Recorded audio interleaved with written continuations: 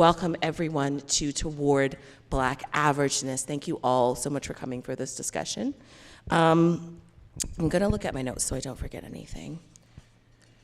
All right, so I did the welcome. Yay, check box. Look at that, done. I'm already beyond average. So yes, before I even introduce the wonderful panel that we have today and just sort of the format for today, I'll start off with a solidarity statement. Usually we like to start gatherings with an Indigenous a land acknowledgement, which every time I do this, y'all, I have questions about the practice. Not because it's bad, but only because it started off when I first saw it back in 2011, and I was like, oh my goodness, wow, this feels so good.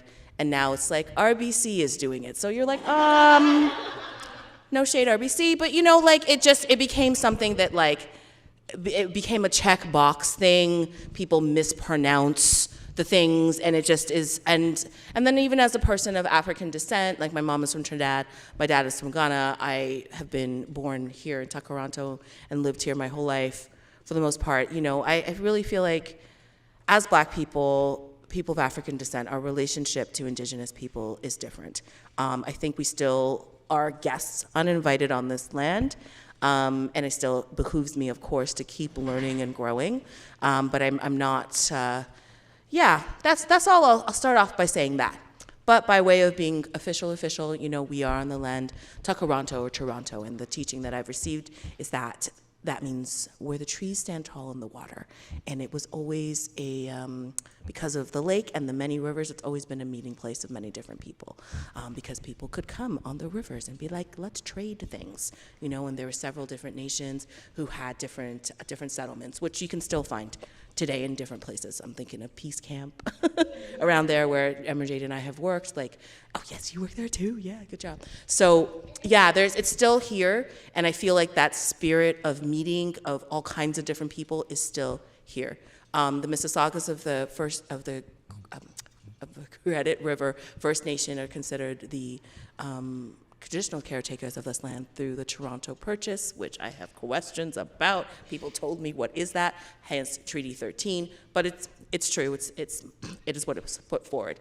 And this is the land of the Haudenosaunee and the Anishinaabe peoples, and from what I'm to learn, other nations, including the Mohawk and the Wendat and the Petun, those all either fall into the Haudenosaunee or the Anishinaabe peoples.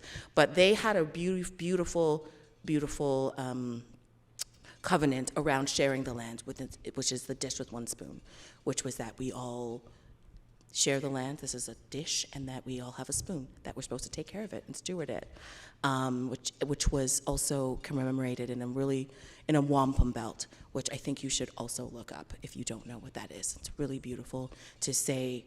I love it too because just thinking as a person of African descent, the different ways that we also commemorate history, and so much of our traditions are oral traditions passed down, and for some of the peoples of this land it was through oral, but also through something that you can wear that's like, oh, look at this, this is another way for us to talk about how we want to move together, not just always everything being written. But yes, so yeah. So welcome, and so a huge thank you. I just really want to shout out Micah, who couldn't be here today, but was one of the people who helped us put this together, and Mike Payette. We had really good conversations about Toward Black Averageness in celebration of She's Not Special. And a huge thank you to the Tarragon team. Thank you, and the Nightwood team, folks who are here today, Andrea and Naz who are here to support, and Carthy and Angela and Tiffany, I see you all, and the rest of the Nightwood team who's not here. Okay. And a huge thank you to the She's Not Special team, including Fatuma, who came from rehearsal, y'all.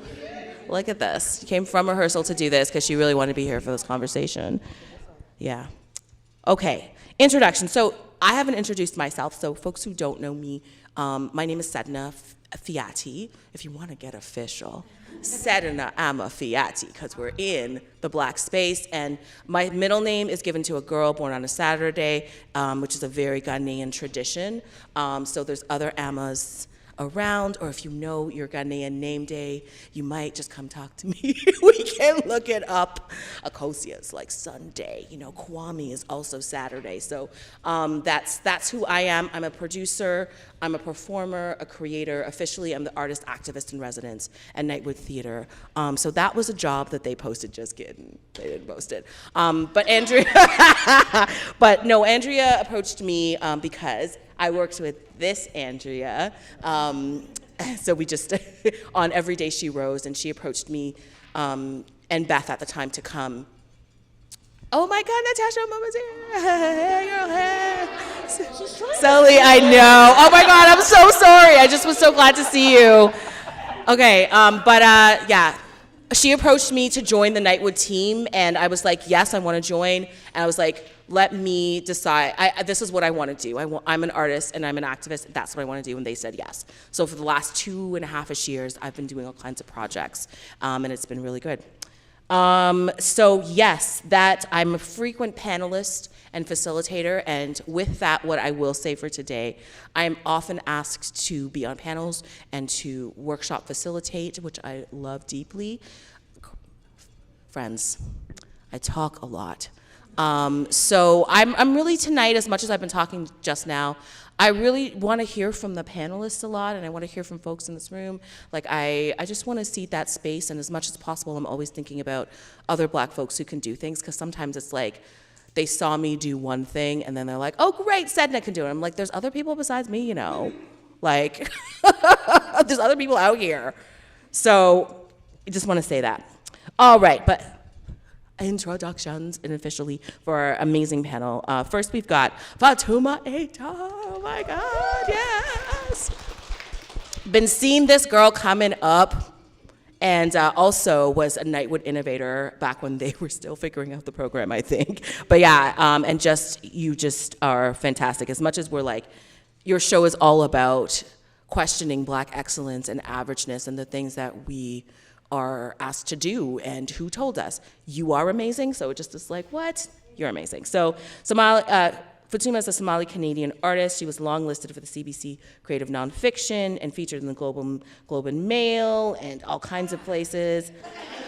Honey, these are some notes. These are notes. These are notes. Also, a Dora Award-winning artist for Dixon Road. Put up your hands if you saw it. Of course I did. Hello? And I saw people in that audience who like don't go to theater. That was really powerful. Like, I just was like, yes, that was really great. And yeah, you've been at Obsidian for a few years too, and just like, overall, Fatuma. And so y'all go see She's Not Special, running May 24th to 28th here. We're at the Tarragon, in the Tarragon main space.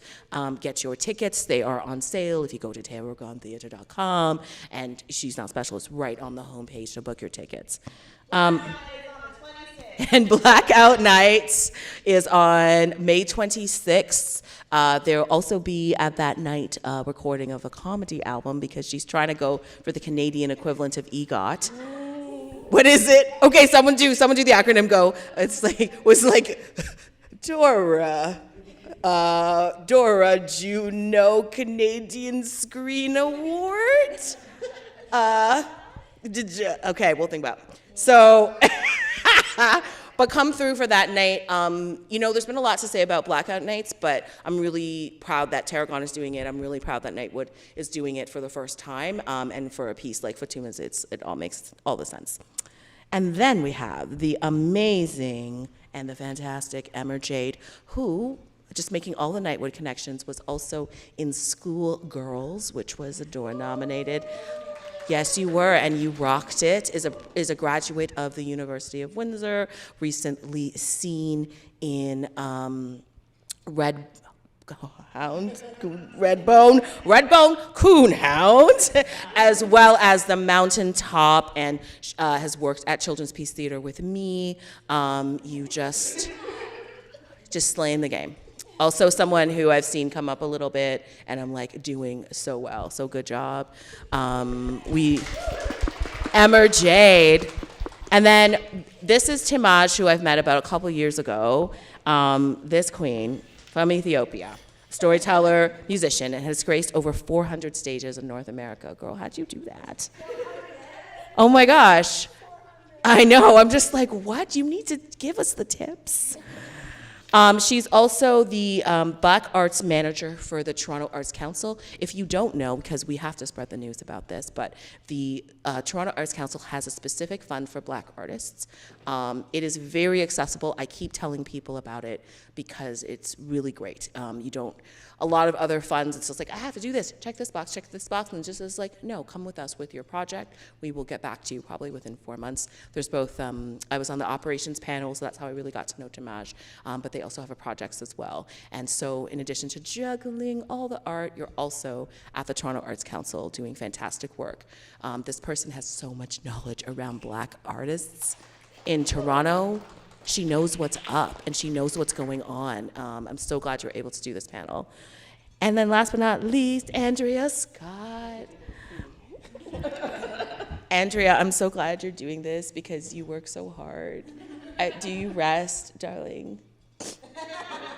No, I know. Andrea has been like just really slaying the game for the last like 12 years, going at it in terms of as a playwright, because I know that you were an actor before that and other things too. You won the Outstanding Summer Works Award for Eating Pomegranates Naked, is that true? Yes. And then also we worked together because you thankfully suggested me as a co-director for Every Day She Rose, which again, making the Nightwood connections. Every Day She Rose was a play that you co-wrote with Nick Green about the aftermath. It's a story within a story, check it out. It is published, and you told me it's gonna be in the Hollywood Fringe. It's going to LA, baby. It's going to LA. I didn't even know that Hollywood had a Fringe. Oh yes, the Hollywood Fringe, it's a big deal. Is it? Yeah, it's a big deal. It's in Los Angeles. Oh my gosh. Hollywood, Los Angeles has theater, y'all. I have a friend who moved out there and she's like, oh yeah, I've been doing Shakespeare in Los Angeles. You're like, really? So yeah, that's congratulations on that. And you were the story editor on Porter, and you won $10,000 for Cassidy Must Die, as well as support from the Indigenous Screen Office. And you also wrote on the 16th season of Murdoch Mystery. Was it 16th? 16, and now 17th. What? Yeah, I'm on it now. Okay. Oh my gosh. I'm working on the show now. Don't tell them you're here. Oh, it's fine. They're fine. Okay, you're not behind on your deadlines. Great, no. great. Why would you be? That's not you. You're like on top of things. But yes, the amazing Andrea Scott, everyone. Also, oh yeah, right before the pandemic, I saw Controlled Damage in Halifax. I flew out there and then you came. It was so great. You saw Controlled Damage? Remember you came and we sat with Megan's baby? No. Remember you came? Oh, yeah, yes, remember you came. Yeah, this was like right before. This was like February. No, it was like it didn't happen. Oh my God, yes. And then it's also been at the Grand Theatre recently, and that's a play about Viola Desmond, and it's beautifully done. Yeah, great. Okay, all right, let's launch him. Let's launch him with the questions. Anyone can respond. So in terms of format today, this is really a conversation circle, and we invite everyone to be here. We only really want to hear from the Black folks in this circle in terms of responding to this. Towards Black Averageness, and really talking about the pressure that we all feel to be amazing, and y'all, I'm not always amazing, not gonna lie. I have fallen on my face, I fall on my face all the time. Like, I cannot be here to represent the Black race. I can't do it. And if I am, I'm just like, okay, well, the Black race, loses shit because, that's, and is late and, does a bunch of things. Like, I've never felt good about this idea that I have to represent people or that I cannot make mistakes. It's just not true for me. So I really challenge that and put that out in the circle. But with that, I think it's an important conversation for us as Black people to have. And I love that people who are not Black are here to observe and to learn and to just really understand the pressures that we are under. So yes, welcome to be here. Oh my God, hey, Sajoya, Alicia, oh my God, so many great people are here. So yeah, Black folks, welcome to speak. Everyone else, we would ask you to just listen and observe, yeah? So what we'll do is we'll start off with a few questions. I'd love the panelists to ask, to answer, and then we'll just open it up to the circle. Whatever you would like to add to the conversation, feel free. There we go. All right, cool.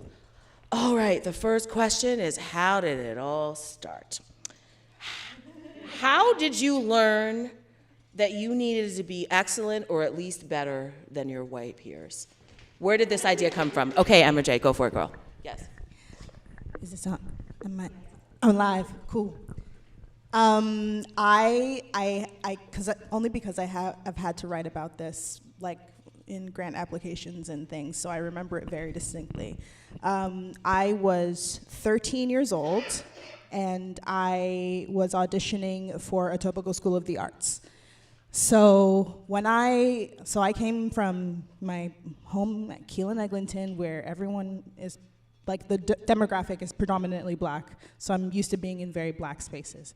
So when I go to this audition, which is in person, it is a sea of white people, and I immediately freeze and question whether I should be in this hallway right now. And then I like really shout out my younger self quite often, because my younger self is incredible, because I wouldn't be here without her. But she made her way through, did the audition, then got into the school, and then had to navigate that system for another 4 years. But I knew that it was going to be a challenge from when I auditioned and I was still in middle school. And it was a wild experience for those 4 years as well, having to prove myself over and over again for people who didn't want to really see me in the first place. And that was like my first instance of having to deal with like the white gaze impeding on my decision making. At least like that I can really remember in regards to who I crafted to be myself now. End of thought.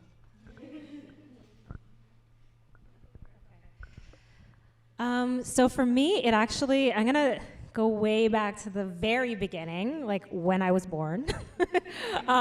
So my name is Timaj, which the meaning of my name is very closely linked to excellence. Does anyone want to guess what it means? I know, yikes, my parents were really ambitious. Like, that's like that typical like East African ambition, right? It means the best.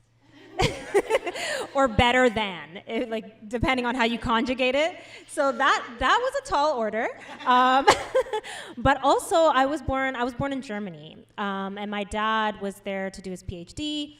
Between both my parents, they have 5 degrees, yet when we came here, none of that was recognized.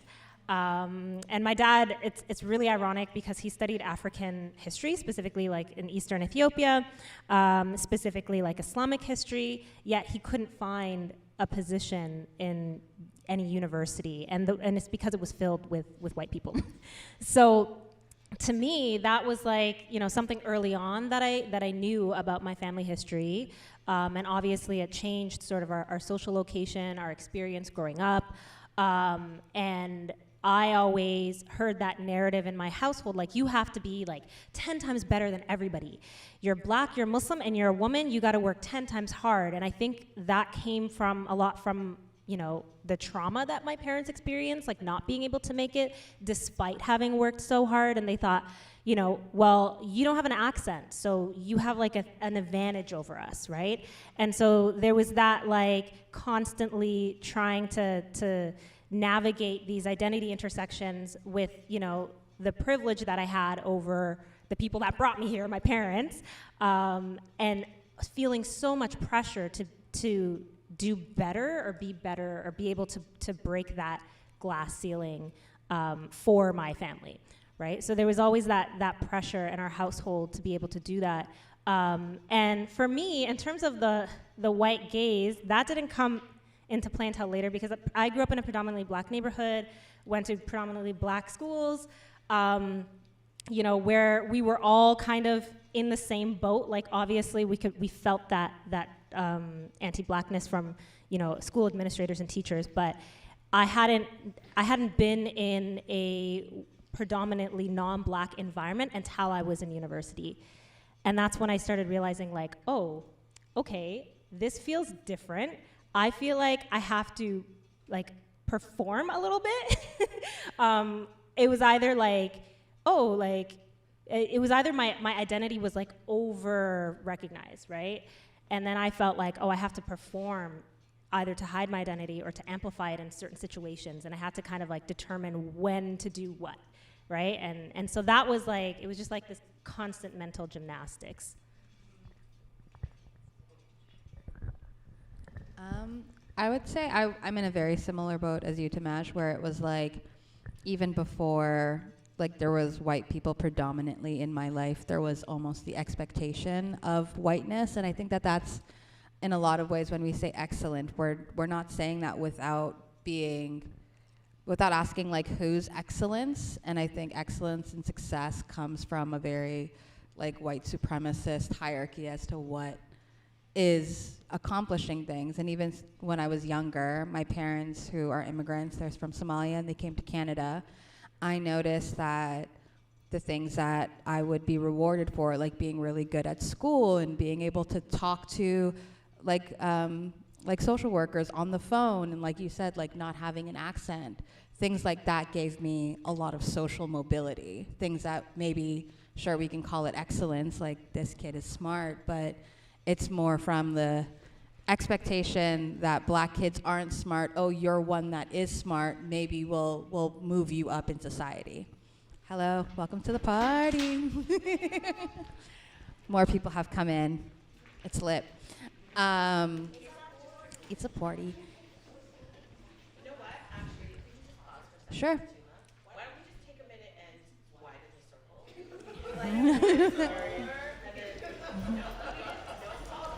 Yeah. It's like it was the idea of a circle. Come on over, baby.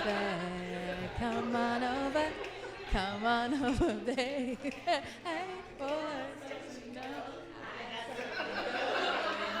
Yes, I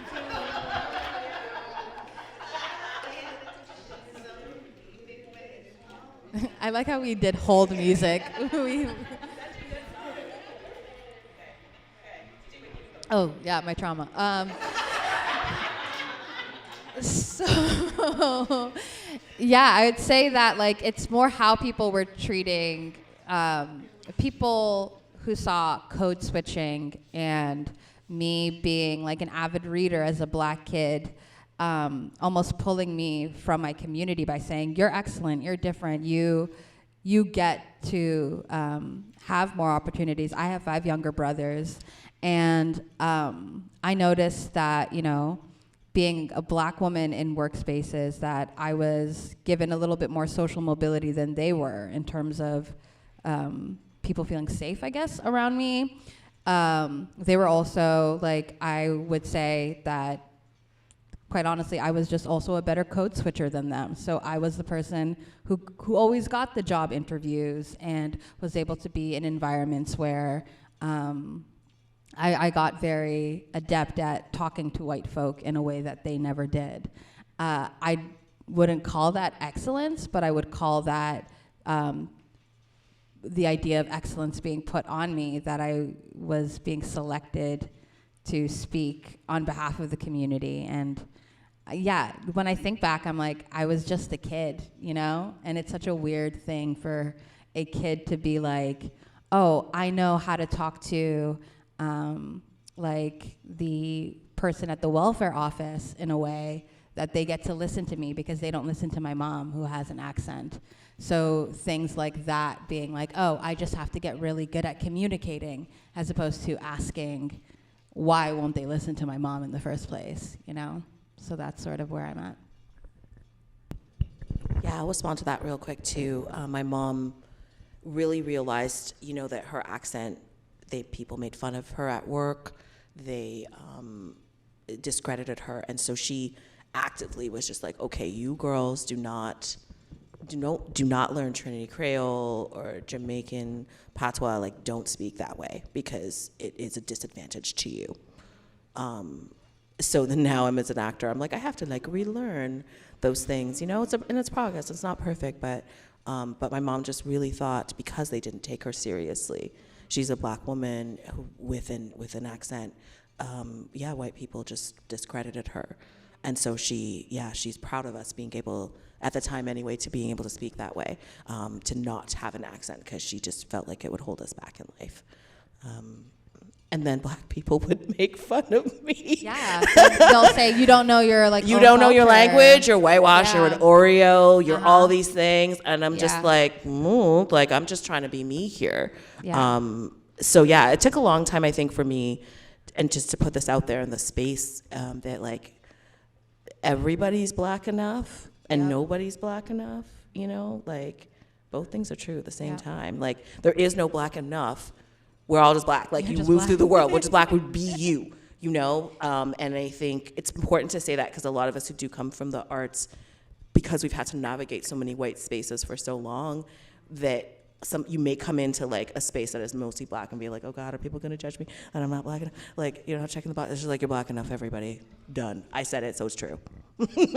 But also the construct itself is what we need to look at. Like, where we stray so far from it that we're just actually checking off a bunch of stereotypes to fit in. And Or being told you're not black enough from not black people. oh, I know. They're like, what? You're just like, So I'm being like, we really thought this would go in a more urban direction. And I'm like, what are you talking about? Yeah, please explain further. I know, people are like pulling Chet Hanks on you, you know? You're just like, okay. Not Chet Hanks. Andrea, Scotty, what do you got? What was the question? First question was, but you can respond to anything that's been said, but the first question was like, when did you learn that you had to be excellent, that you had to be better than your white peers? Like, when did you come to that conclusion? Okay, so first of all, so my name's Andrea Scott. I'm from London, Ontario. I don't know if anyone knows where that is or anything about it, but it's considered the last bastion of white racism. It's a very white town. So, but the thing about growing up in a place where everybody is white is you learn how to be around white people without being self-conscious because you don't know anything different. I didn't have any black friends. I have black family, and I had black relatives. So, you know, domino night on Fridays or Saturday nights, and barbecues and picnics, and the West Indian Community Center. So I had that, and then I would go to school, and I only had like white friends.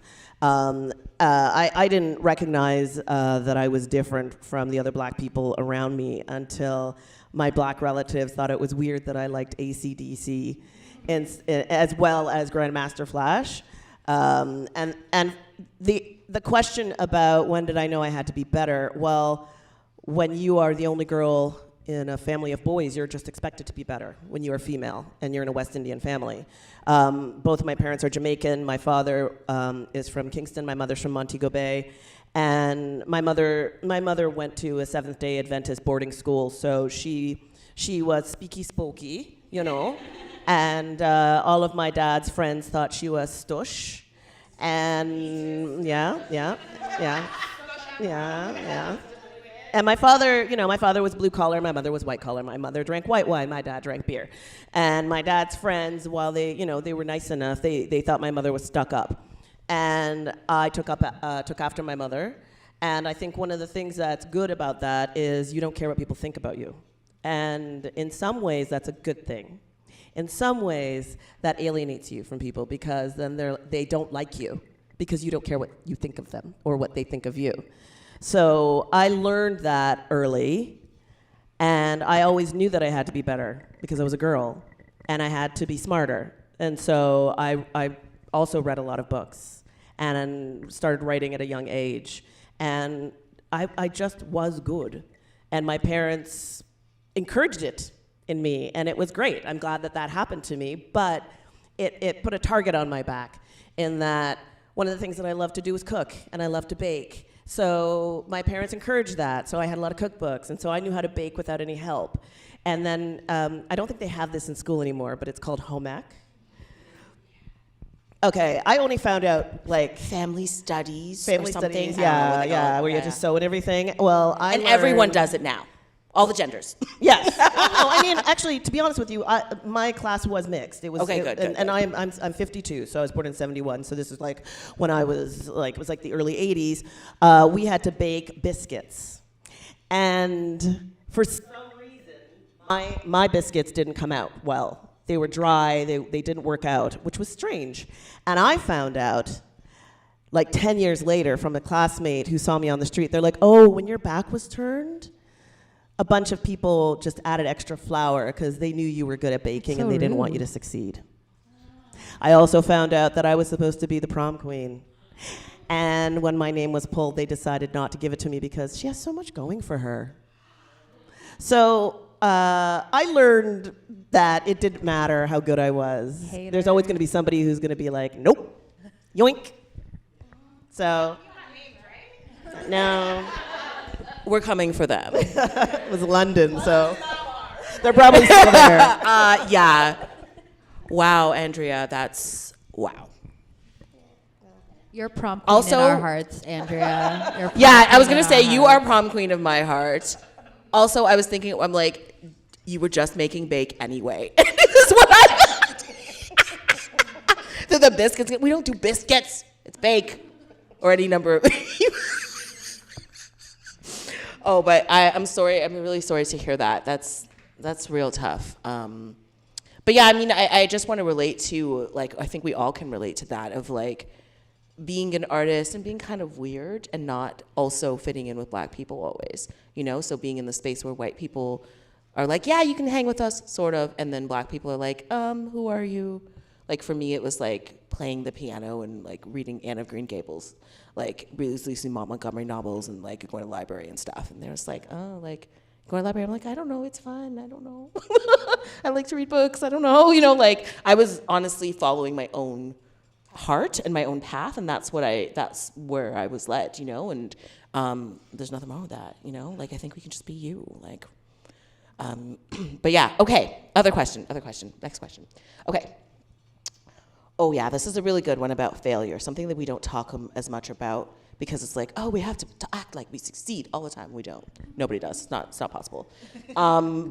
When you haven't reached your expectations or other expectations, how did you recover? So like this high bar, as an example, Andrea, is that you're a Black, you're a girl, you can bake, you're nice, you're compliant, you get good grades, everyone, like, you know what I mean? like you're bound not to put, like that's too high a bar for anyone to actually reach. Like what was that like when the moments when you didn't reach what people expected of you or what you expected of yourself?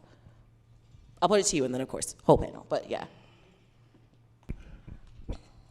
I live a very interesting life now, because what is success and what is failure? Because I kind of feel like I've accomplished a lot of what I wanted to, and when I do fail, I actually find that an opportunity to get better at what it is that I didn't do well. So, by the way, thank you for the grant. I got one of the grants. Because, you know, one of the things that you learn when you're doing what we do in the arts, in theater, is you need support, financial support. You apply for grants and then you don't get them. And it's hard not to get the grants, especially when you spend a lot of time working on them. I have applied for a lot of grants and I have not gotten all of the grants. And I am at a point now where I've probably received over $150,000 in grants because I don't let failure stop me from applying again or applying somewhere else or redoing the grant or redoing the script excerpt that I submitted. And failure is natural. You need it. You need to build up a callus. Otherwise, if you're always winning, then how do you grow and how do you get smarter? How do you get stronger? How do you get better than those people who are ready to put a foot on your neck? Which is always what's happening to me since people think I'm so stush and I think I'm so good. And I am good. But there's always going to be, I think, one of the things that I think is a failure about myself, and I've only come to realize this in the last few years, is there are people who don't like me. There are people who don't like me, and there is absolutely nothing I can do about it. No matter how nice and prom queen and successful, and I write plays, and I put black people in them, and I hire black people, and I make sure I pay everyone, and I try to do everything right, and there are still people who do not like me, and it's because of the things that I do. And I will always remember in grade 2, there was this little boy, his name was Jamie, and he had like one of those little arms, I think he was like a thalidomide baby. And I was upset because somebody in grade 2 didn't like me. And he was like, Andrea, my mom always told me sometimes people don't like you, and that's okay. I was like, Jamie. Here I am, 52, and I'm like, I don't understand why they don't like me. To me, that's a failure. But I need to get over it, and I don't think that I will, because we always want people to like us, and it's hard. I feel similarly. I'm with you. I'm like, people don't like me, and they don't want to give me things. I feel similarly. I'm like, well, why don't they like me? And I'm just like, you know what? They're just not going to. I have to deeply accept that. You have to just let it go. I really do. But and it's I'm really hard. And I'm gonna accept that failure is a part of it. But then I'm learning too, just like you. It's just like, now I'm just like, well, what if I failed? And I kept going. What then, bitches? No, really. Like, because we've been in this industry, and some people, not necessarily anyone in this room, but like some people have been hateful. Hateful. They have been mean, hateful, dismissive to my face, to me, about whatever I've been doing. And I just am like, thankfully some of them have retired and goodbye. But like, but other ones have like literally been mean. And I just was like, it's been hurtful. And now I'm just like, I've fallen on my face and it's okay. Like, what does it mean now for me to be resilient and to just get back up and keep going? And just to cry, I'm like crying while riding my bike. I'm still crying, mind you, but I'm like, fuck you. No, really, fuck you. You know what I mean? And then what that also does for me as a person, as an artist in the world, is like, I don't want to treat people that way. That's another thing I've learned. I'm just like, it's okay. And it's like, even if you didn't get that whatever, and if I was in a position to be able to give you feedback, because I was one of the people deciding, I'm going to give you the feedback, because I know you'll only grow from it, as opposed to just being like, oh, I don't have time for that. How dare they, no, they were a person, and they showed up and they cared enough to apply or to do whatever, and it's okay to fail. It really is. And you can give people an opportunity to do better instead of just like dismissing people or dismissing yourself. Anyway, I'm going on and on. Who else has something to say? Yeah, of course. Yeah, so the conversation around failure, I think about this a lot because I've failed a lot in my life, but I've also succeeded a lot, so I guess there's balance. But I feel like in addition to changing the mindset around failure not necessarily being, the be-all and end-all, and that there's a way to move forward and forge on, I also think that like perfectionism is so dangerous. And that failure is such a necessary part of the creative process. And like, I'm trying to get to this place in my life where I'm actually encouraging failure, because failure is where creativity and imagination lives. And failure is also what experimentation is all about. Like, it's the path towards innovation. And even like in thinking about grants, and by the way, like, nobody has the secret sauce, like not even funders. I've applied to many grants and not received grants, even though I'm on the funding side, right? So it is funny because I've been a grant writer, I've been a funder, and I've been an artist trying to get money, and I've failed in all of those, capacities at some point. And it's one of these things where it's like, the way that this grant, this Black Arts grant was written, it was to encourage experimentation. Like, research your project, develop your project, explore, fail, try again. And maybe sometimes you fail, and that's like, there's a lesson in that for a pathway towards something else, right? Like the idea of, an opportunity not necessarily being for you, and then learning that along the way, right? And I'm at this point in my life where, and we were having this conversation earlier of like, what are we letting go in life to make more space for rest? And I'm in a place where I'm really trying to look at, you know, if I've failed something, is that maybe a cue for me to reevaluate what the value of that thing is in my life? Do I try again and continue? Or do I look at it and say, okay, well, maybe I don't want to do that, and that's okay. Like, it's okay to like try, fail, and then maybe from that failure realizing, okay, that's not for me. And I think that we're taught that we can't let go of anything. We can't drop the ball on anything. We can't let go of our dreams. Like, we have to follow it, like there's this linear path, and we've got to follow the linear path. But I think part of the beauty of failure is that it teaches us to pivot. And I think pivoting is such an important part of the journey as well, in terms of figuring out like where you want to go, but also that you can change your mind. Like, that's okay. Like, maybe you don't want to do the thing, or maybe you don't want to do it professionally and you want to be a hobbyist. Like, all of that is okay. And I think that's something I'm still learning what that is for me. But yeah, I think failure is super important and should be encouraged.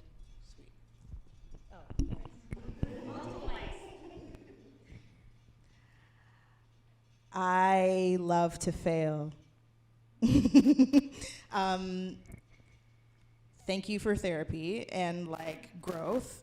When I started in my career, I was always like really insecure about like, will I get work? Will I not get work? Will this happen for me? Will this not happen for me?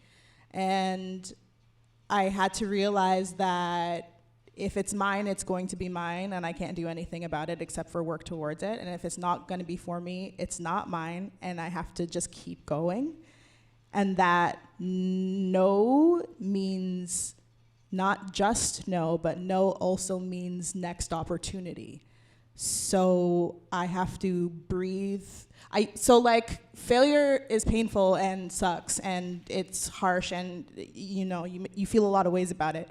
So if we're going to be really honest about failure, I feel my failure for about a day, and then I have to make the decision to either still be on the feelings or to get over it immediately.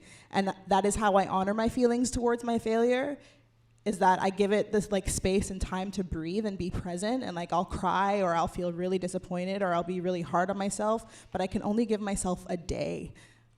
Otherwise, I'm stopping myself from moving forward and stopping myself from my healing process and getting over it so that I can make space to do the next thing. I really love to fail because failure brought me to where I am today. I'm pretty happy about where that is. And like, I wouldn't be here if it wasn't for the failures that I've had in the past and the successes I've had in the past to get me here. End of thought. I think I ask myself what failure really is, like in terms of, so I have anxiety, now you know.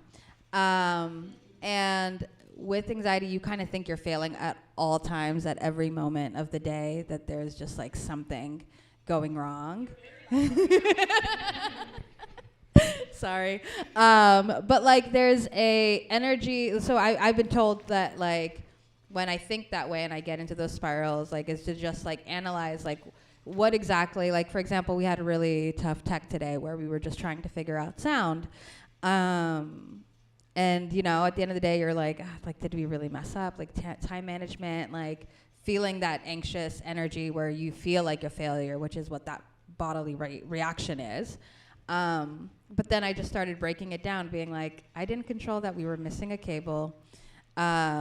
We're doing a lot of cool sound in a different space. You know, I started breaking it down, and everything that I considered a failure was entirely out of my control, and therefore isn't actually failing. And I think that as an artist, failing, or what we think is failing, is actually the work. Is being in the room. It's trying things out and not being afraid to mess up trying something out and looking cringy and to figure out something that works. Is that failing? I don't think so. That's the process you have to go through to get to the end of the thing. And I especially think for emerging artists, it is, and it's tricky with like Timaj was saying, with granting bodies, like you have to seem like you have all the answers, or that you as an artist know exactly what this piece you're working on is meant to do and meant to say, and that you have to have all of this knowledge. when in reality, you should just be given that opportunity to figure it out. You don't need to have all of the answers. You don't need to know the ending of the thing that you're trying to say. Because, often it is marginalized people going to funding bodies and granting bodies to ask for funding. I don't think it's fair that we have to write a thesis paper to explain why we want to write something, and that the thing that we're doing ultimately, does it have to be some sort of commentary on racial dynamics in Canada in order to get funding? Am I an artist not as valuable if I'm writing, I don't know, about aliens or something? I can make aliens sound like racial belonging. I will do that in a grant application. I can find the words, trust me. But why do I have to do that as an artist? And I think about how much pressure early on I was doing the performing and the masking in meetings and being like, this is everything that my show is about, and this is exactly how it's going to happen, and I have all the answers. And that I know came from a place of me worrying that they would see that I, as an artist, wasn't enough, and I had to create this character that just knew everything in order for me to be trusted with the budget or trusted with the season. And now that I'm on the other end and people have programmed me, I'm like, what was that about? I just wanted to speak to that, and thank you for saying all that, and I agree with everything. I just want to say none of us know what we're doing. It's just I feel like everyone thinks that, that someone else in the space knows what they're doing or has more experience or has more. I feel like, as you were speaking, I'm really seeing myself as an artist in what you're doing. I get hired to do festivals or organize things. Even when I got the job at TAC, I'm like, do they know? Am I fooling them? You know what I mean? Imposter syndrome kicks in. And I think that comes from from interpreting things that are not failure as failure, but it also comes from, feeling this constant pressure of having to be so excellent that we forget that the bar is actually kind of low and we're constantly surpassing the bar, you know what I mean? And so that's why I just wanted to speak to that. Yeah, Beyonce said it, perfection is a disease of a nation. Sorry, I just had to do that. Yeah, because you're going to the concert. I know, sorry. I'm sorry. I don't mean to wag my privilege in your face. I know the pressure to do. Yeah, the pressure to do so well, and thanks for talking about your anxiety. Fatuma definitely experienced that too, where I'm just like, oh my God, I failed. Shame, or whatever went wrong, shame spiral. And honestly, I actually have legitimately, I always haven't done the things that I was supposed to do, showing up to auditions not as prepared as I would have liked. Forgot my resume once, and this artistic director gave me the death stare of life. It was like, what? This is not even that long ago, y'all. I was like, well, could you tell me about your work? And I was like, so you called me to this audition and everybody else, and you didn't look at anyone's resumes before we got here? But also I did feel that in that moment of oh my God, I forgot my resume, and I did. It just was what was going on that day? Yeah, it's I was living with my mom. She has dementia. I just was look, it's a miracle I'm even at this audition in person. Much less that okay, I'm sorry I didn't have my resume. I literally forgot it, and it's gonna take me 45 minutes to go back and get it. Do you have any empathy for this? Of course I didn't say that in the room. I just didn't say anything. I just was so surprised by that kind of reaction to, as an example, a moment of not checking all the boxes. Yeah, because and Timaj and I were talking about this earlier, which is I think excellence is what we try to fill the gap between not being given the benefit of the doubt. You go into that room and you're they're not gonna think that I had stuff going on. They're gonna think that I was irresponsible with grant applications, thinking that if I'm not perfectly communicating something, in that gap of them not knowing, I could lose this whole grant. But having people like you on the other side being I will bridge that gap. You were saying to me earlier, even, you were I understand what that person was trying to communicate, you know, and if there was somebody on the other end of that room being like, or casting table being like, you know what, she probably had stuff going on that day. Excellence is what we try to fill in, people just not seeing us as human, you know? Exactly. It's like we have to overperform, because also there exists, of course, an unfortunate and deeply rooted stereotype of the lazy Black person, you know, and all of that. And to be like, well, I'm not that, you know, I'm even better. But what if you don't, you know, what if you aren't that all the time? You know what I mean? And then this idea too, because many of us have been in very white spaces where it's just like, oh, well, I represent all Black people. And so if I don't do well, they're not going to hire another Black person, or any number of things that can be on our shoulders that is just not like ours. It wasn't ours. Like we didn't create it. Like it's just not true. It just fundamentally is not true. And it's hard to also like being, as you've all identified, to like being the exceptional Black person in a Black space, being like, okay, she's the one who's going to succeed, you know? And you're just like, that's a lot of pressure, you know? That's a lot of pressure. And I think it's only now I'm really starting to really unpack that and be like, oh, I don't need to succeed. Like, it's okay if I don't. And also failing miserably at things also, y'all, like certainly I really have. And it's just like, oh, I lived to tell the tale, and the world didn't fall apart, and I could get back up and keep going, and it was okay, you know? But the pressure is just so real. And as you said, it's not even ours. We didn't create it. We're just perpetuating it because of white supremacy and how it's affected our daily lives and our daily living, you know? Okay, last question for the panel, and then we'll open it up to the audience. Of course, please do, please. I just want to quickly just talk about Angela, because Auntie Angela didn't win an Oscar, and then all of a sudden she was trending on Twitter for just resting her face in genuine disappointment, which is okay. You were nominated for an Oscar and you lost to Jamie Lee Curtis. It's fine. Which was in the movie for 5 minutes, right? Like you're just like, what? Anyway. But like, just the fact that like she wasn't allowed to just like own the disappointment and like just be present in her feelings, and made a spectacle on the cesspool that is Twitter. It's a cesspool that I enjoy though. But I like, even when you are known to be excellent and your excellence still fails you, how you carry that forward is just, everything is a lot of pressure, and I don't like it, and I want it to end. Thank you, end of thought. Yeah, me too. Of course.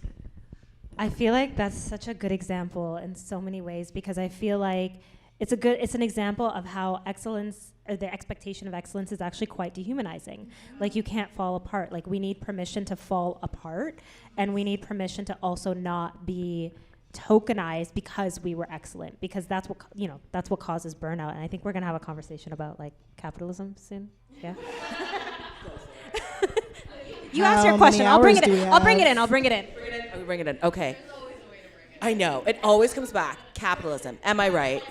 White supremacy, capitalist. Or as bell hooks, it's like the white supremacist, capitalist, ableist patriarchy, the West Cap or whatever. Which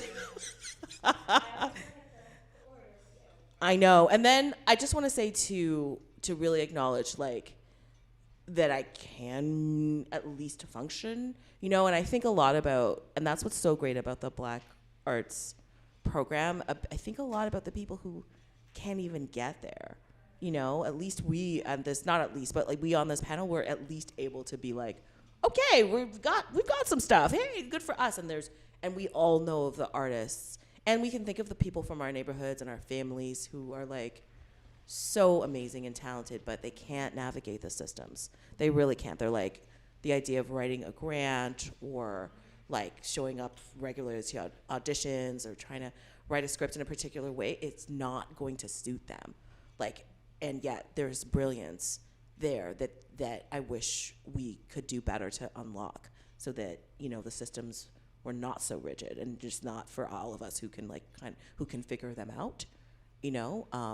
And I love that for the Black arts as an example that you can send a video out, you know. Like I love that more and more in the theater, but like, you know, you can send a video or an audio or Yeah.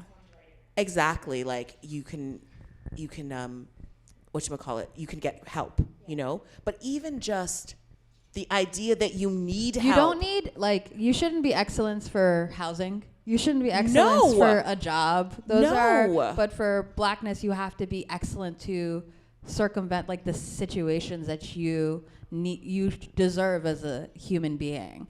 So that's sort of the gag. Like the excellence is so that we can appreciate the same luxuries that white people can do being mediocre. So I know.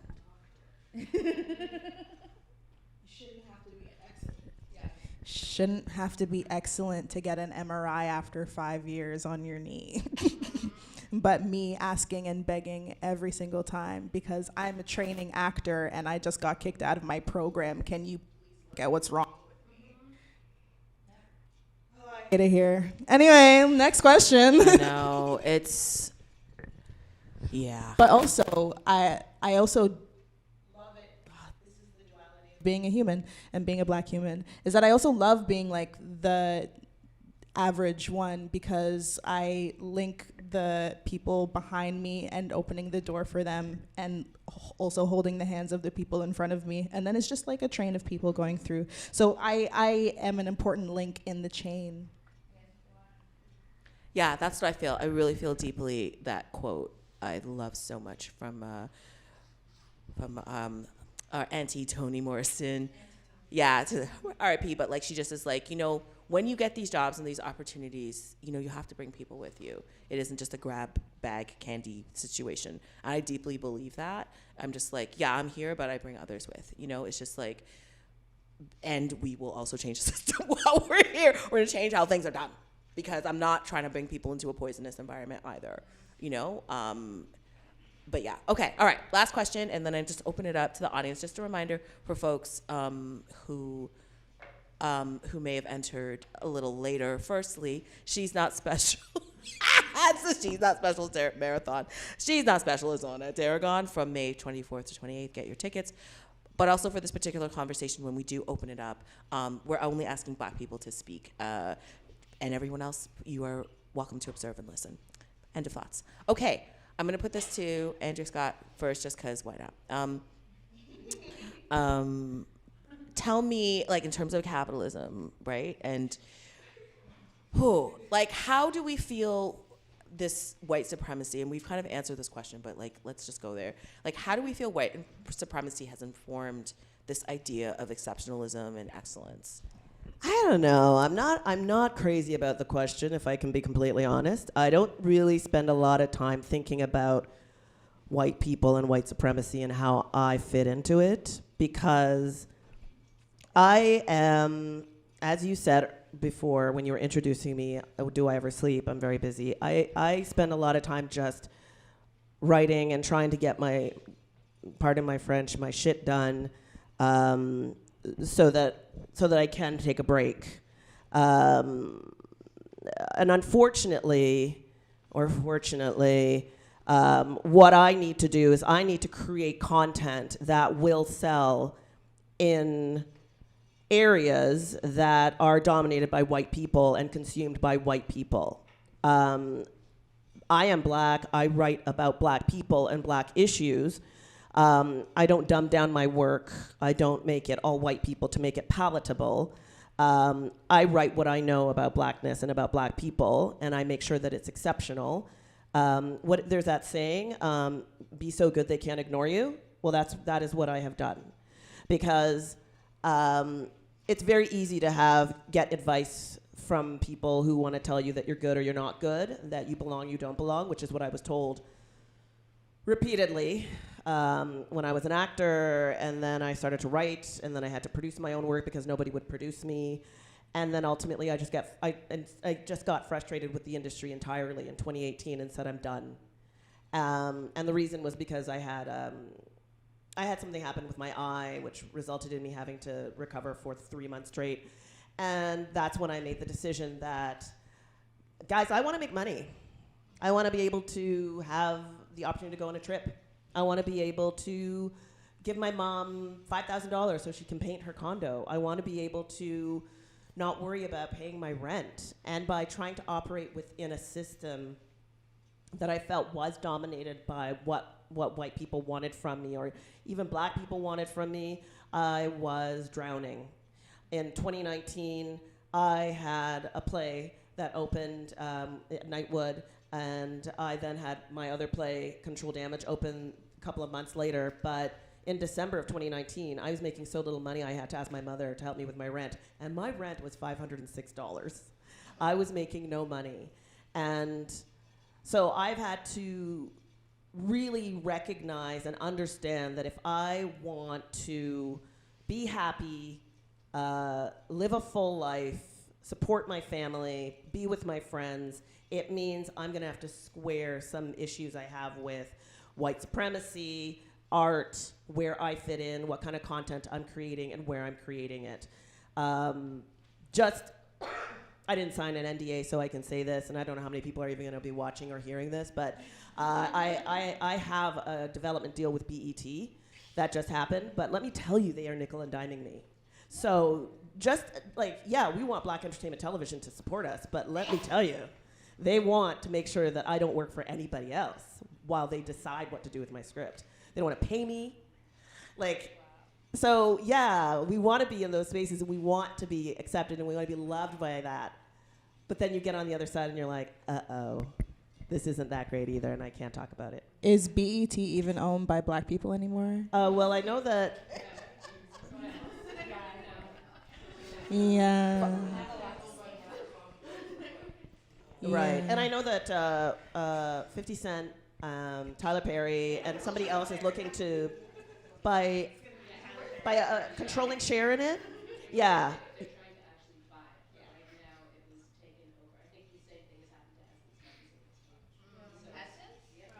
Not Essence. Just like hair care. Bunch of weird pop blogs too. That's true. Little pop blogs.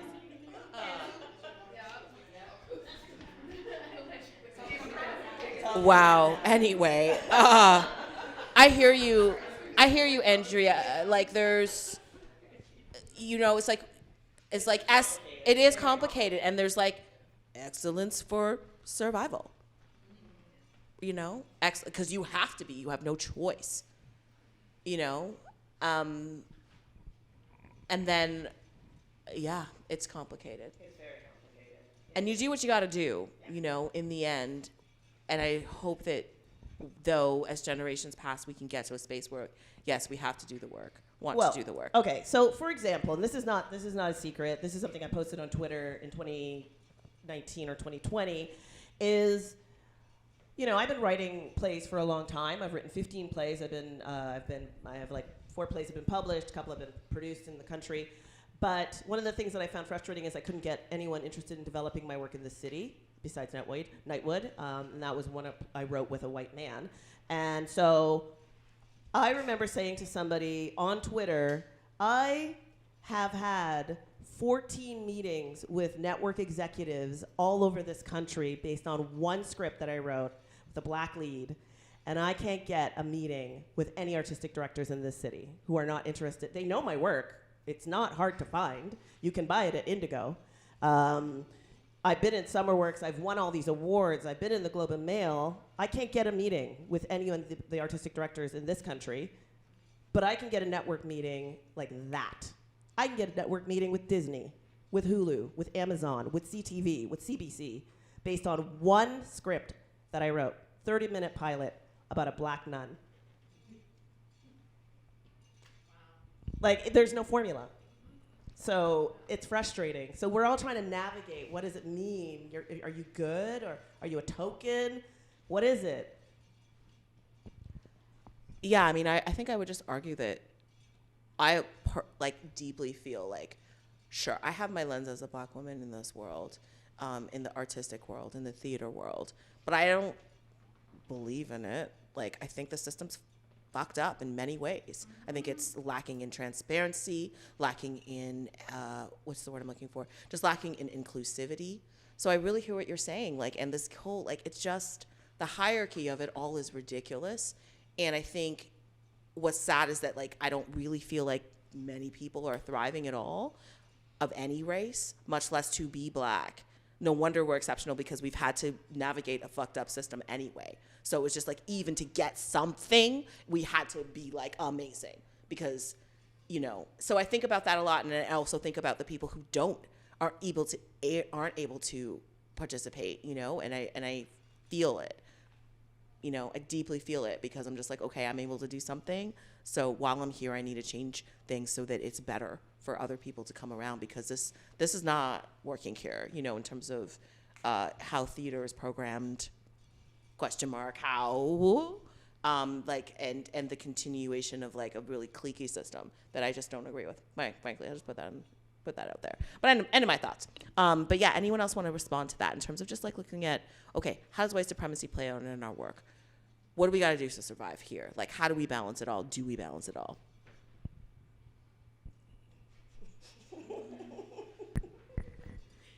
Nah, fam. It's kind of fucked up still. Thank you, Toronto mans, for making yo guy, like, for real though. Like, you're moving Owasi, man. Like no. Dog. That's really not it. Like, tutus? Okay. Sorry, I'm back. I blacked out for a second. I mean, capitalism, it enters everyone's work, because everyone is trying to get paid, because that's how we get money to survive. And then I remember that, like, all of the isms and all of like the issues that we have are all just linked to white supremacy. Like capitalism and the structure of like a 9-to-5, white supremacy. I obviously have to play into it because I have bills to pay, but in so many ways I'm trying to see how I can pull away from needing to play into the structure to get what I need. And in a lot of ways it's harder, but in some ways it feels more fruitful, because it feels like not that I like worked for it in a special way, but like I really earned it. Not that I need to earn things. Like, it's so complicated, but I feel better about the way that I acquire the things that I need, because I didn't have to like change myself so much to get what I needed, if that makes sense. End of thought. I would say it's probably the thing that's helped me the most is separating myself from the validation that I get from work and from winning things. And at the end of the day, like, those decisions, those gatekeepers are people. So if I don't win a grant, often I'll like look at who's on the granting body and be like, makes sense. And then I will get a grant and I'll look at the granting on, I'll be like, makes sense. You know? Like, those are actual people. So I can't personally, like, you know, criticize myself to death because I didn't get something, when it's the decision of 5 unique brains with whole lives and thoughts, and who knew what they were going through that day, who knows what biases they came into that room. All of that is so out of your control, and you can't control how people perceive you because of whatever intersectionalities that you're living in. And not to say that like all of the things matter, like me being a Black Muslim woman does matter, and you know, it will be a part of my work regardless of what it is that I create. But I think what I've been trying to do lately is essentially silencing the noise of all of that expectations from those like identity parts of me, and figure out what my particular voice as an artist is. And I think what's great about that is, especially in the last year, like, I've seen so many Black shows, so many like shows from different creators where like Andrea's show and my show is different, right? And you can see something, you can decide the kind of storytellers you like. You're not stuck with one Black creator or one Muslim creator. I think it could still be more, because as we get into like the intersections and like me being a Somali creator and wanting hopefully more Somali artists to have their opportunity, instead of, you know, feeling like, oh no, there's Fatuma, so I guess I'm not as valuable in that space. That's, I think, the system that is trying to be imposed onto us when they say Black excellence, at least from the outside in, or when they try to select you as a representative, as your community, they're trying to pull you aside and say, you speak on behalf of us. You're one of the good ones.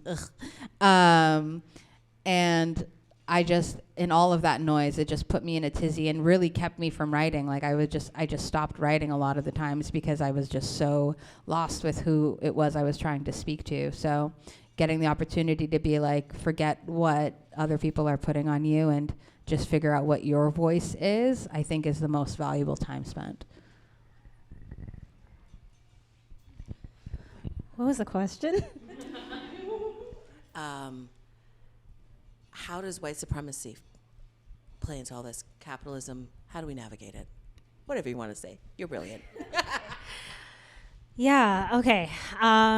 So I have a lot to say on that, but I think I'll just limit it to kind of like where I'm moving to as an artist and how it's impacted me specifically.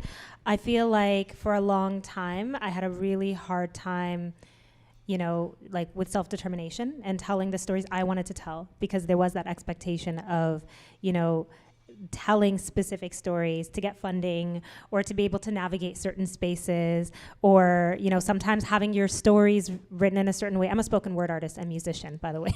For context, I don't think that was... Please check out Timaj's music. It's so good. I don't think that was mentioned in the beginning, but, you know, like, and I come from the slam poetry scene, so competing in front of an audience, and the audience basically judges your work and judges how you move on. And for a long time, you know, when I started slam poetry, I actually founded the Kitchener-Waterloo Poetry Slam when I was living in Kitchener-Waterloo, and it was a very white audience, very white space.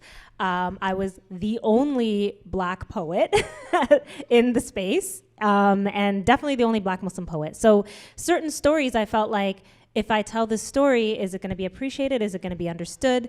How is it going to be received? Will I be able to move on to the next round of this competition?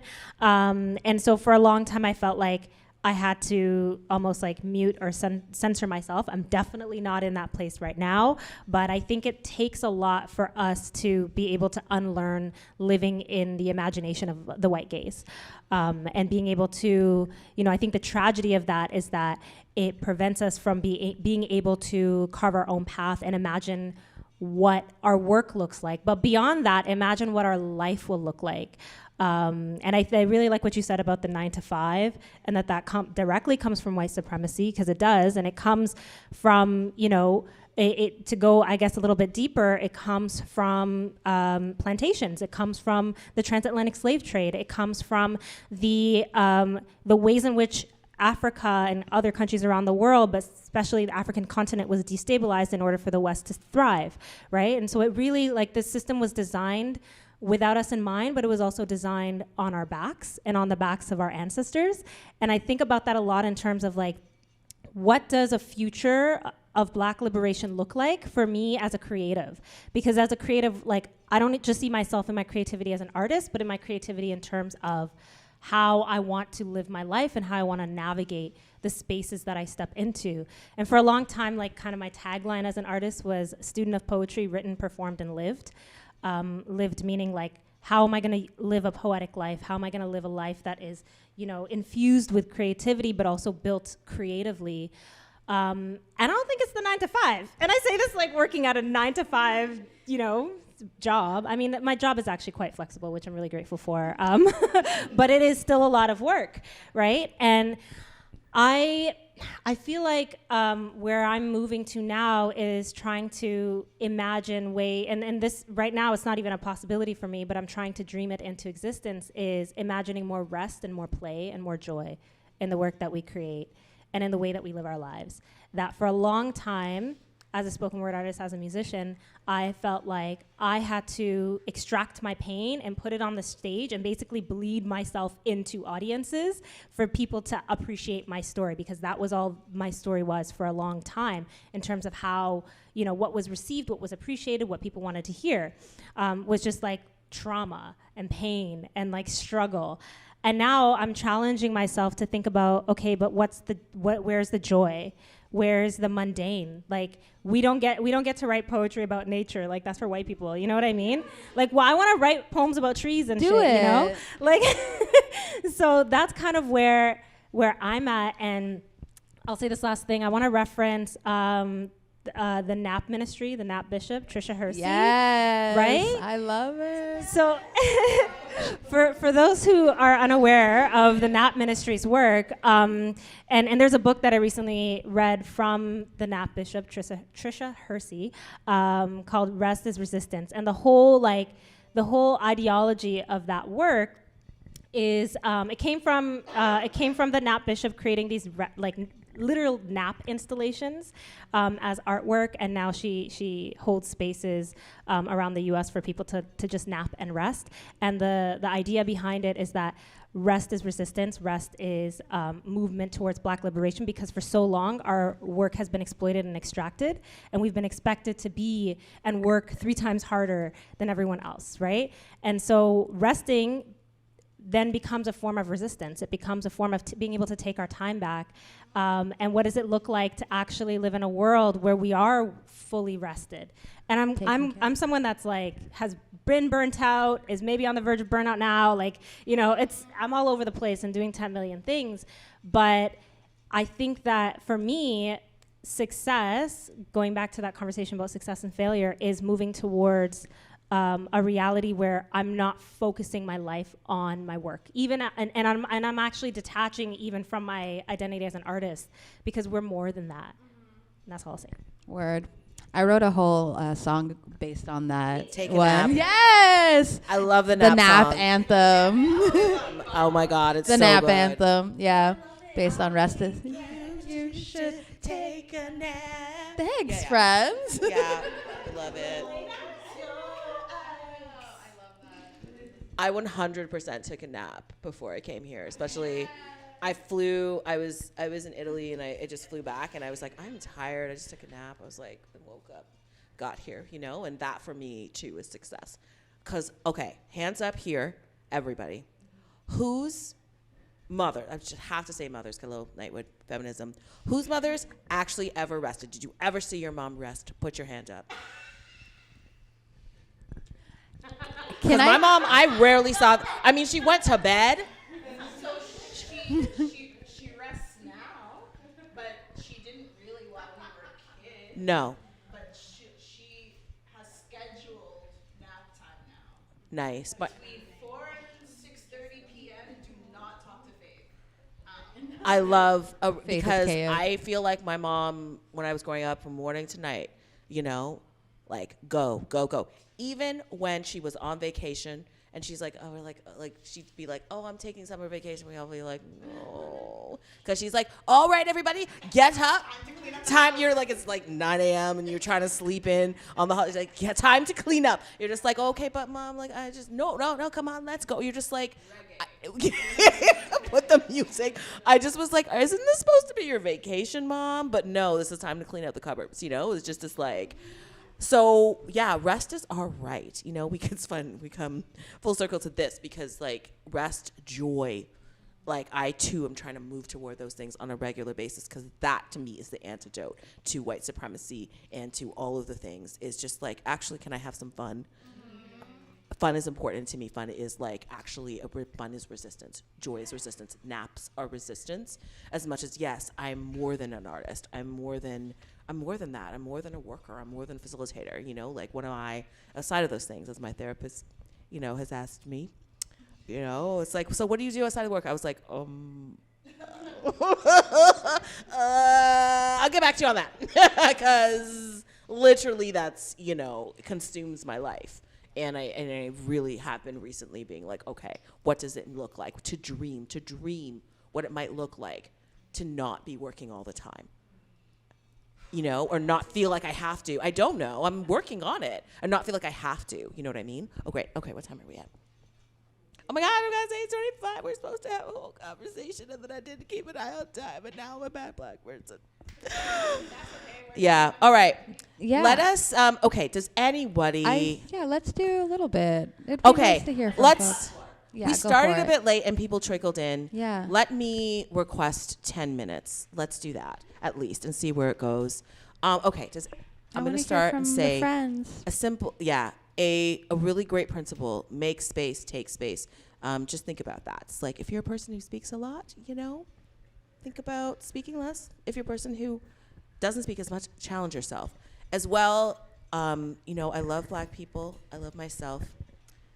Let us be self-timed. Let us be aware. And maybe, we can go on. I can too. We'll give a little symbol. You know what I mean? A little, just. Yeah, let's just be aware. I'm gonna go do do do do do do. Exactly.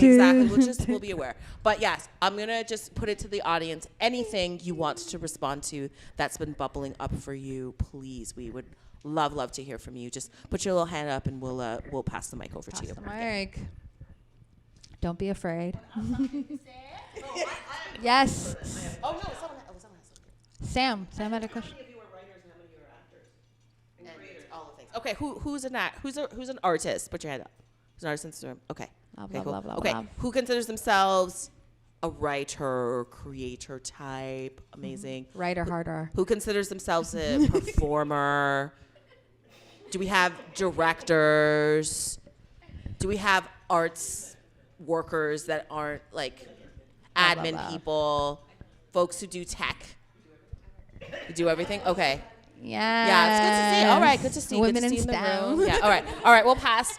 You have the green mic, so you gotta pass it. Okay. If we go this way, okay. Pass it over, and please speak. We would love to hear from you. Yes. Hi, hello. I'm Sam. Thank you so much for your time and for creating space. So much of what you said resonated with me. Like I was trying not to cry because I have lashes on. But I think, from talking about when did you discover you have to be excellent to, trying to create space for yourself and trying to forgive yourself when you're not excellent. And I think the first question where you were talking about where did you find, or when did you learn you had to be excellent, it pulled up a memory for me that I thought I had suppressed. And I've talked to my therapist about that, but anyhow, so I was born in Zimbabwe. For those of you who don't know, it's a little teapot right above South Africa. And I moved to Compton, California when I was 10 years old. And that's 5th grade for anyone, And I got there, and because I was moving from Zimbabwe, which is, Rhodesia was colonized, they assumed that I couldn't speak English when I was coming from a country where they spoke the English. We had just this was 1990, and independence had just been gained in 1980 something, right? And I had to test 3 times to get into the 4th grade. I didn't even get into the 5th grade. And that's when I realized that I had to excel, and then it became such a big part of my identity. Then I burnt out because I was gifted, and then I burnt out, and then I started to fail, and then that was even more of a punishment. And I think now, the older that I am, the more I'm trying to forgive myself for not being excellent, instead of just accepting that. Excellence is a performance to satiate how white people view me in the world. And Bars.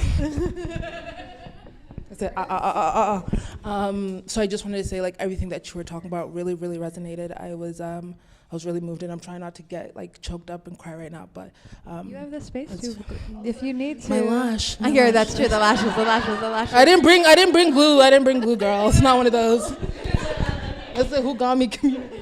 But anyhow, I just wanted to say thank you. I just wanted to share that story because it pulled it up for me, and I said, girl, not that. Yeah, that's it. Thanks, Sam. Yeah, we're gonna do the spoken word snaps. Let's do it. Let's look at this. My name is Averageness. I do cry is the problem. I think there's a conversation that has to be had around what healing looks like. Because I think everything is like so kind of polished and shiny, and healing is like moments like this where you're in a space and you're healing and you cry because the things that are coming up have an adverse reaction, not in your brain, which is the thing that is your superpower, but in your body, which is the thing that's healing. And so this happens to me a lot. And I always have to say to people, just ignore the tears. Like, it's not what you think it is.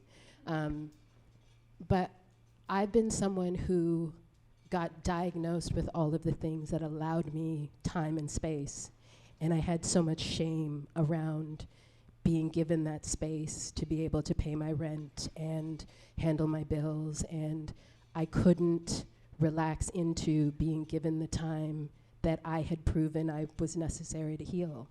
And so I continue to, every single day for years, just feel like a failure because I was healing and not producing what people thought I should have produced as somebody that people thought was talented or smart or gifted. And I wasn't using those things the right way, because if I was using them the right way, then I didn't need to be on assistance or be helped or whatever.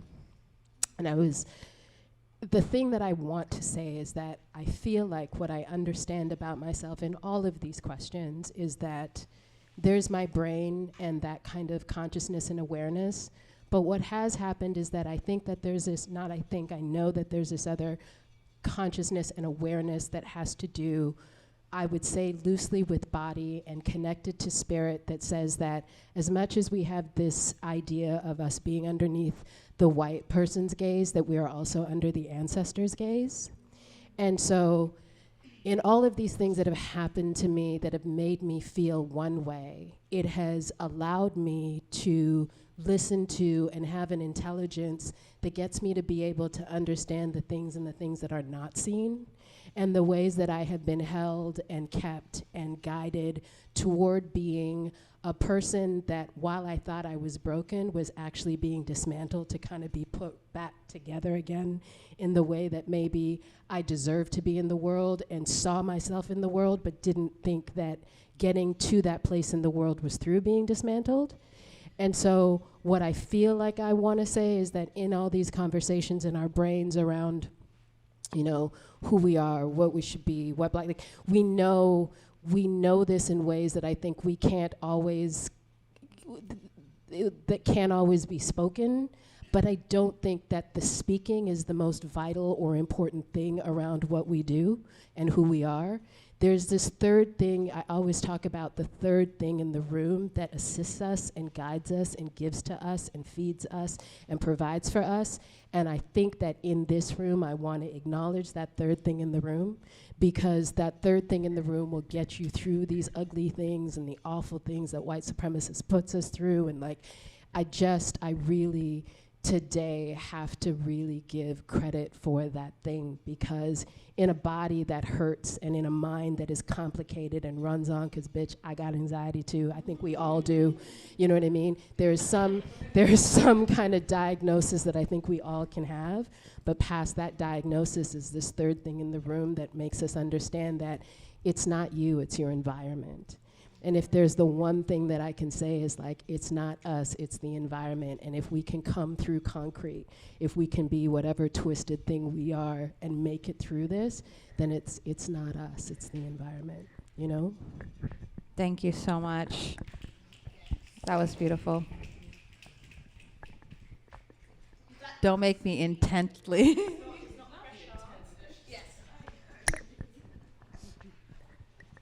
Hi, I'm I also have the fun experience of being diagnosed with ADHD, which at the time was a very, very white boy thing to be diagnosed with, and then therefore didn't get any help. So I've spent my experience as a queer black person growing up has been just playing catch up. It was starting off with like being very math and reading focused. I was reading at a high school level when I was in grade 4. Just like started writing at 6, have not stopped since. But every experience I've had has been just me feeling like I'm 15 steps behind, because I spent my entire childhood being like struggling and being dismissed for my struggles, and then learning, okay, hang on, my brain is chemically wired differently than a lot of other people's brains. And then now just turning 30 and learning coping mechanisms, and it's like, whoa, I'm playing all the catch up right now. And then, you know, looking around and like looking at my family. My family consists of strong Black women who are excellent, nonstop. And then me just being like, I kind of sort of got my shit together today, maybe. Even then, like barely, it's not anything, like, do I have a job? Yes, I have 2. Still struggling with money, but we live in Toronto, it's fine. But like all of the experiences, or all of the things that I wanted, I've not achieved yet. And then thinking for a long time that was definitely a failure, and then being, you know, stuck in the imposter syndrome situation of like, if I accidentally stumbled upon something that I was really hoping to get, I'm like, did I really deserve to be here? I don't really think so. Learning the yes. Definitely learning the yes. But like, I relate to the failure aspect of it, but also the learning from that, because like, I have learned all the things that I wasn't able to learn as a kid, or wasn't given the space to learn as a kid, or as a teenager, or as a 20-year-old.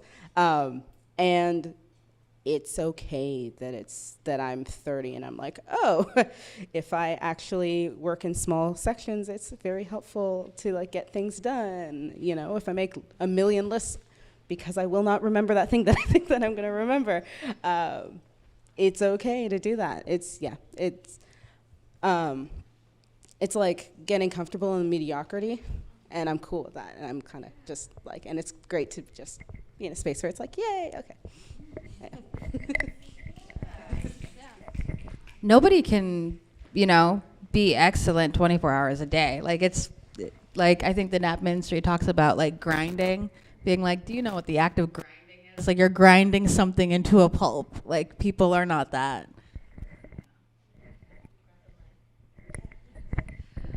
I just wanted to share, so a friend of mine who's also a comedian, she's a Somali comedian, she has the best tagline ever for her, like she does like little Instagram videos, and they're super like chill, like nothing overly produced, like she just probably in her room or whatever, and she says, excellence is exhausting, so support Black mediocrity by following me. And I'm just like, yes. And it's like, it's just it allows space for us to be ourselves when we're also able to like give up that expectation of excellence. But yeah, I just want to say thank you for sharing.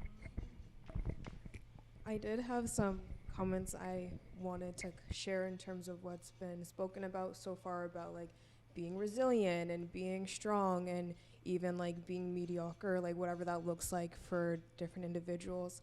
And something that kind of came up is a question I have for you all, is what does like liberation look like in this season for you? Or even if you could answer what you hope it will look like in future seasons, like beyond having to like stay strong and kind of like get through the day or whatever season instead, like what choices are you hoping that you will be able to make or that you've recently made that kind of got you closer to feeling, you know, I don't have to be resilient, instead I can do this because it's gonna bring me closer to who I wanna be, or at least who I wanna become.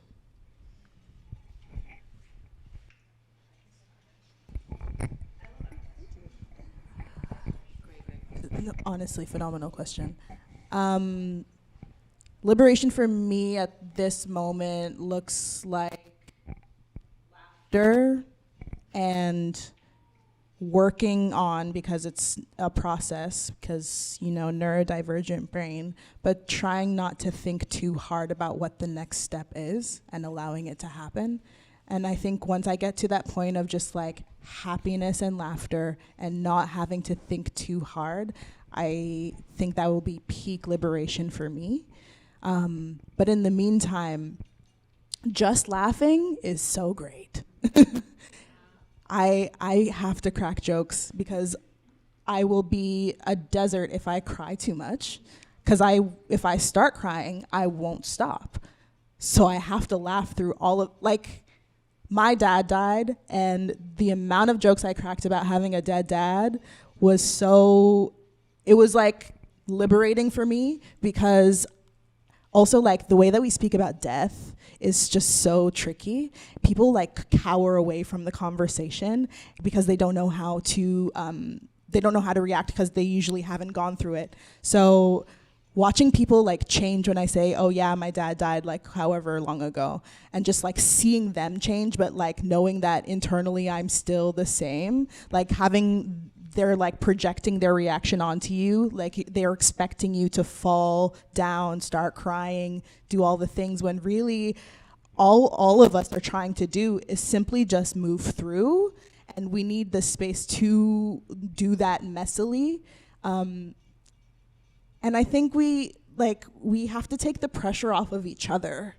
A lot, like, all of the pressure is definitely from white people, but because we've been conditioned through white supremacy, we apply that pressure to each other as well. And I think we really got to ease up off of it and like let people be them. And it's going to be messy. It's not going to be exactly what you would do. It's not going to be what your friends would do, but it's what they're doing. And as long as it's not hurting anyone, harming them, oppressing anyone, they should be allowed to have that space to do that. Thank you for that. I'm not gonna yes. I'm not. I was gonna say a lot of that, but I'm just gonna. I'm gonna add to it. Okay, liberation. Is this thing on? I never know. Okay. It cuts in and out. Okay, that's okay. Liberation for me looks like just having time to do the things that I often deprioritize because I have to make money. So to survive. So yeah. So I think on a deeper level, it looks like not having to work for the things that actually we should have as our birthright, like clothing and shelter and these things, and food, and just being able to like luxuriate a little bit, like spend hours doing my hair, making like really elaborate meals, spending lots of time in nature, connecting more to my ancestry, which would require some travel because a lot of my like elders live in Ethiopia, but I don't have a lot of like extended relatives here.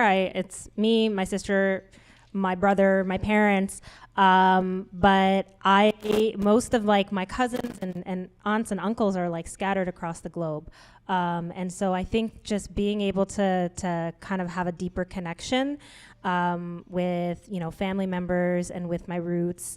And being able to just make whatever I want for the sake of it and not because I have to like turn it into something for commercial gain or for profit. And yes, this is a part of a life at the same time. It's like the capitalist society we live in, but I also question a lot of it. I question, what does it mean to like have to work so much? And a lot of the times it's not necessarily work that has to get done or takes as long as they say it takes to get done. I think for me, like I do love my job and I love to work, but I would love to work by tasks and not by the hour or not by time. So I think like for me, liberation is also decolonizing time and what it means to spend time. I saw this really cool like graphic where it was talking about like kind of the ideal 24 hours. It was 4 hours a day for work, 8 hours a day for sleep, and 12 hours a day for whatever you want. And I'm like, that's so beautiful because honestly, more than 4 hours of work, like my brain is I'm just like doing admin work and like, thinking about other things, scrolling on whatever. Like, it's like, I don't even think it's realistic for most people to work more than 4 hours a day. And so, yeah, I think about time a lot and how I would spend it. So I got lipstick on this.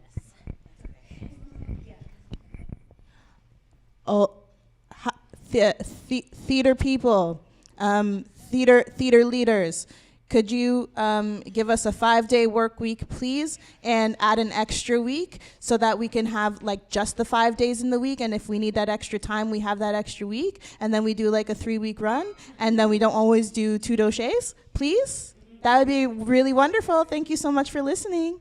I know. No more 10 out of 12s, right? No more 10 out of 12s. Goodbye. Because that's 10 out of the 12 hours that I should be doing my life.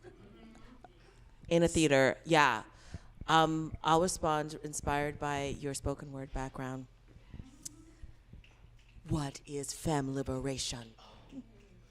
What is black femme liberation? It is doing my nails for 10 hours. It is baking a cake. It is holding your babies. It is calling a friend and not caring how long I talk to them. It is seeing my mother and talking to her about family tree. It's some work some of the time. You know, it's me taking all the time to do this damn hair. I know all you black women in this room love my hair. I know you do.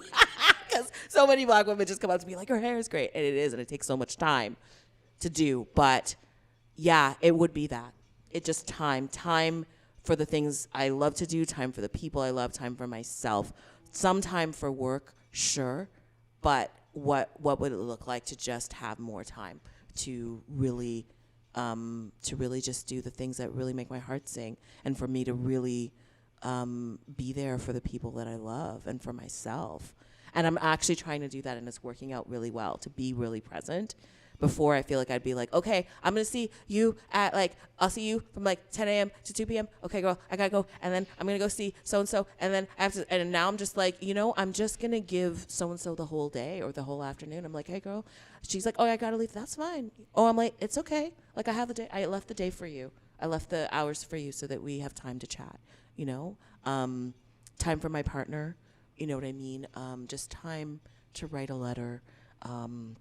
Time to respond to a letter, time to remember someone's birthday, time to write a song, and then to go back to the song the next day and be like, I want to change it a bit, that for me is all liberation, and not just, it's black liberation, but it's liberation of our society, liberation of our lives, to be able to actually do the things that humans are meant to do, which isn't to work for the man.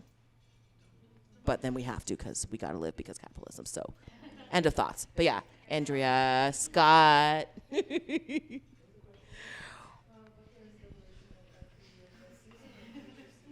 Okay.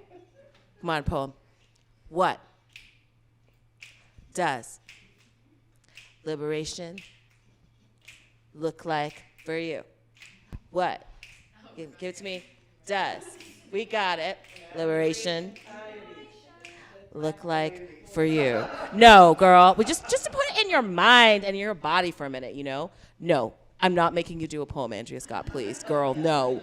No, it's not your thing. I'm going to be doing a poem anyway. Liberation looks like. Yes. I think liberation is, for me, I'll return to what I said earlier, and it's not caring what people think of me and whether people like me or not. And I think that will happen probably in a few years when I'm in my mid-50s and I'm a rich auntie and I can just do what I want and I don't care what anyone thinks of me. There's a freedom about being older and comfortable that I need. I'm getting there. I'm almost there. So I'm really looking forward to not giving a fuck. Rich auntie, right? Black aunt. I love being an auntie. The kids come over. I buy them things. You know what I mean? We just auntie-hood, just goals. Right? Goals. You're just the liberated and just to end. Yeah, just doing all the things. And just to end on that note of for all of us to just be able to live our lives the way we want to live it, and that's where we're trying to get to, without this shadow of who we should be, who we want to be, who we're supposed to be, without all that, that's That's the liberation. That's what we're trying to get to. And it looks different for everybody, you know? But I think I do at least feel like I'm a step further along than my mother, than her mother. You know what I mean? In terms of being able to make choices about my life. And I feel that sense of joy. I feel that ancestral joy when I'm like able to take a nap, when I have time to do things that matter to me. I do feel it. They're like, yay, good job. Like I really do. Rest for me, I'm just like the fact that I'm able to rest. I feel like the ancestors rejoice because so many of them were not even able to do that. So, yeah. I will say that the one thing that makes me sad is when I was teaching university a few years ago, I had a couple of female students come to me and ask me who had been my mentor as a playwright and an actor and a producer, and I said nobody, because I could not think of any black older women who had mentored me. I had reached out to a couple of people and they had not responded. And I thought, I guess I'll just mentor myself. And I did. And I'm open to like helping anybody who has questions, but I remember that being a moment where I was like, oh, I never had anyone to look up to. And I feel the same. I've had a few people here and there, but really, I mean, I feel like they were just so busy that I have so much forgiveness. I have deep forgiveness, but they just, when we talk about mentorship, all of us are like, I'm my own mentor because they, you know, and Timaj, I remember talking to you about this just a little bit, and we'll wrap up real quick, but you had put together like a focus group of various black artists to talk about this new program, and you identified that people were really wanting mentorship. And I was just like, y'all, I'm tired.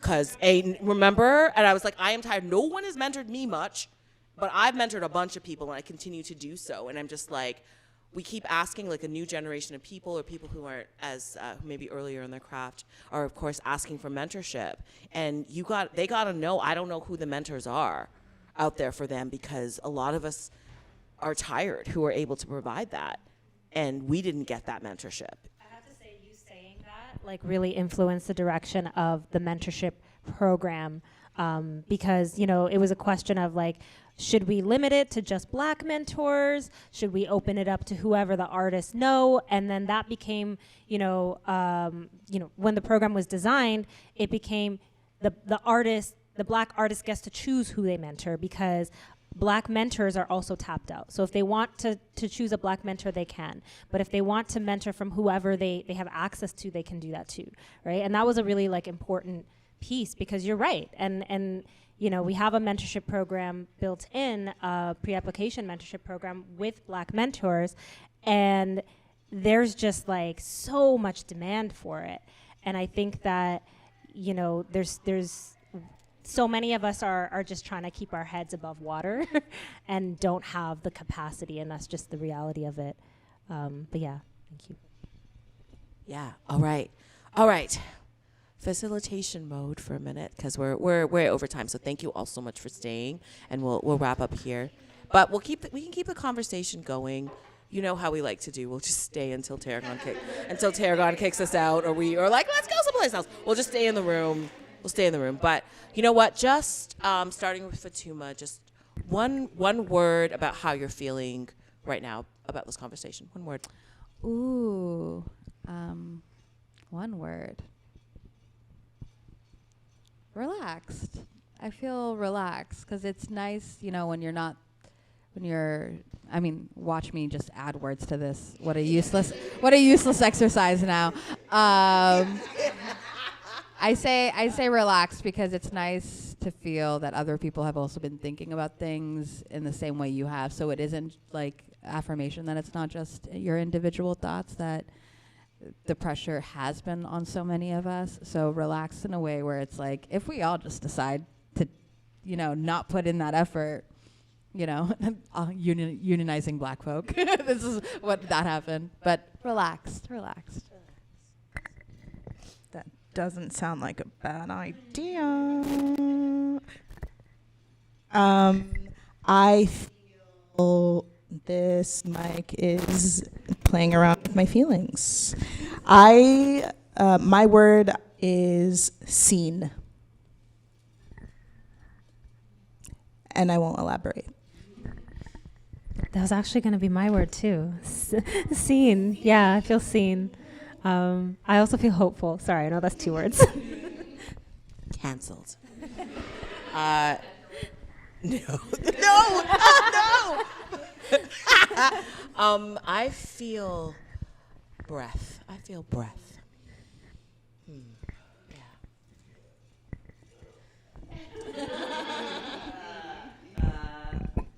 Gratitude. All right. Thank you all so much for attending. To the 5 people watching on Instagram. Just kidding. It's 2, but no. How many is it? 2. Oh my God! I literally made that up. It's fine. It's fine. It's okay. So many people wanted to listen to this conversation after, and it will be available for everyone in this room who you're like, oh, it will be available on YouTube eventually, on Tarragon's YouTube. It has been recorded. So, yeah, just huge thank you all for showing up. And that is the end. Go see Fatuma Adar's She's Not Special. And yeah, we'll just stick around until Tarragon kicks us out. Okay, thanks. Bye. Bye.